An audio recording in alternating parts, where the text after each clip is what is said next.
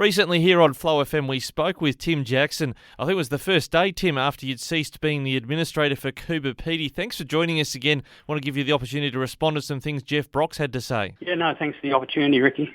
Look, I sent you the comments from Jeff Brock, which says that there are serious and complex issues at the council. He goes into the history as he sees it, has a lash at the former government. Let's start there. Did the former Marshall Liberal government, or indeed Jeff Brock when he was previously the minister before that, do much for Coober Pedy compared to when the Labor government's been in office since last March? Look, Ricky, I can't comment when Minister Brock was previously the minister. That was sort of before my time, so I wouldn't do it justice if I attempted to comment. Obviously the problem has been there for some time, but for at least a decade.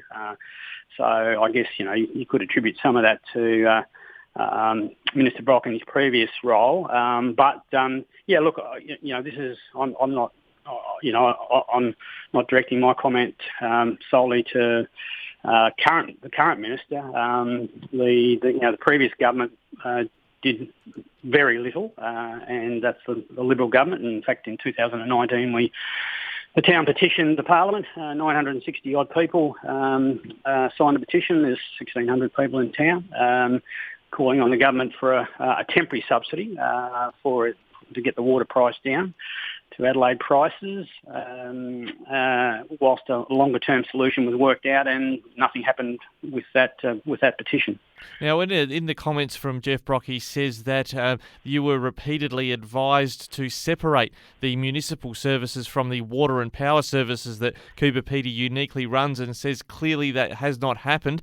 He has had a go at you at making a simplistic solution, in his words, of SA Water taking over the water. Is it not as simple as that, splitting municipal from the water and power? Well, look, I would take the minister to task on that.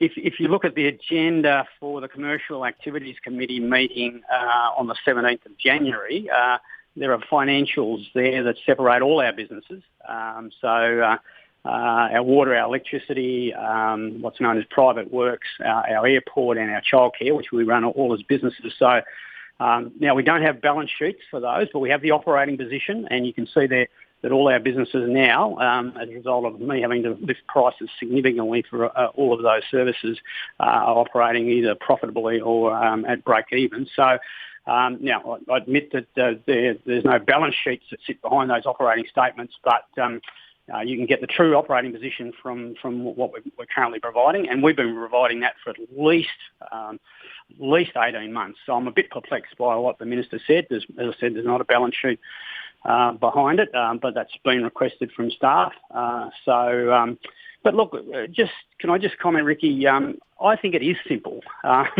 It's the question that no one will answer is it equitable for Coober Pedy water consumers to pay 3 times what Adelaide people pay? That's a simple question, and I haven't been able to get an answer for 4 years.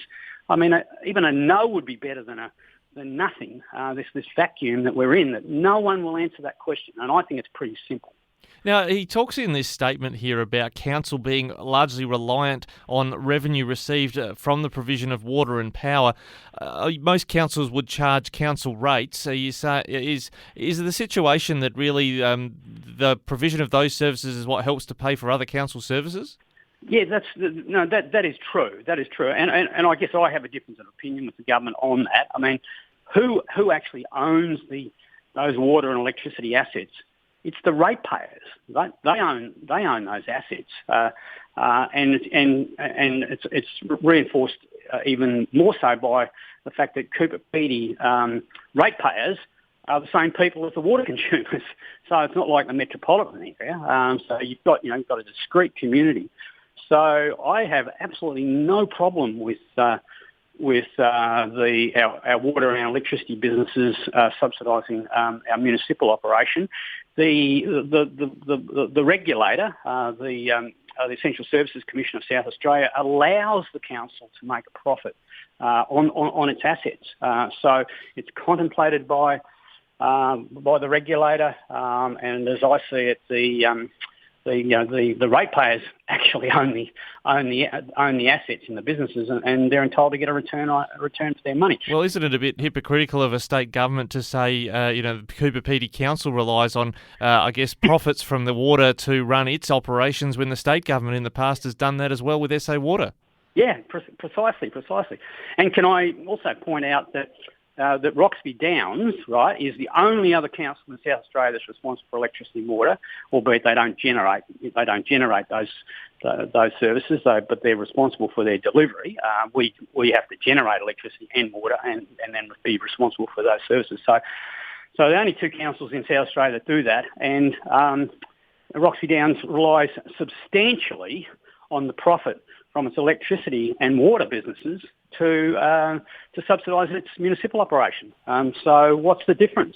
Now, I notice here as well, Mr. Brock said in the statement, Mr. Jackson insisted on presenting simple solutions for complex problems that didn't assist the council or state government. Now, the term insistent suggests that your SA Water proposal wasn't the only one you'd made, but what is the solution, for instance, to getting council on an even keel to the point where they can elect their own members like other councils, ratepayers can, and we can get the council back on an even keel again? Yeah.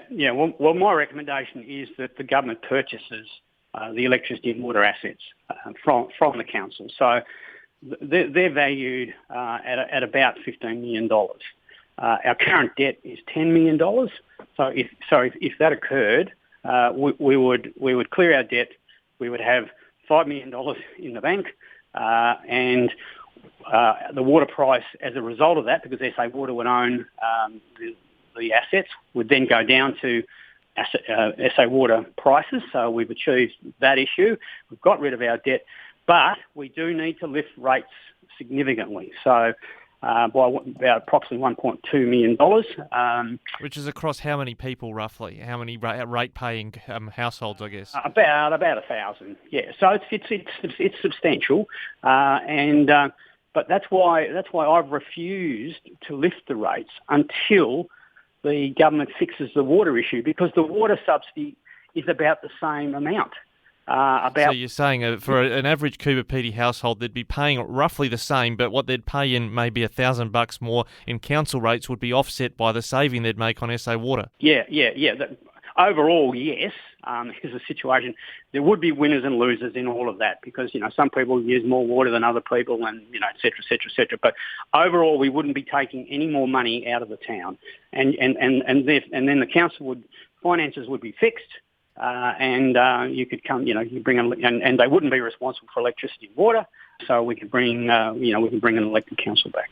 All right. Well, we are going to follow this one up with Jeff Brock, speaking with him soon, and interested to see where this all develops. And indeed, we've spoken with the opposition as well. But great to have your response to what Jeff Brock's had to say about you, Tim Jackson, now the former administrator, and soon you'll be heading off on a holiday, I understand. Yep, 17th of April. Yep, probably can't come soon enough in some ways. Thanks again, Tim, for joining us.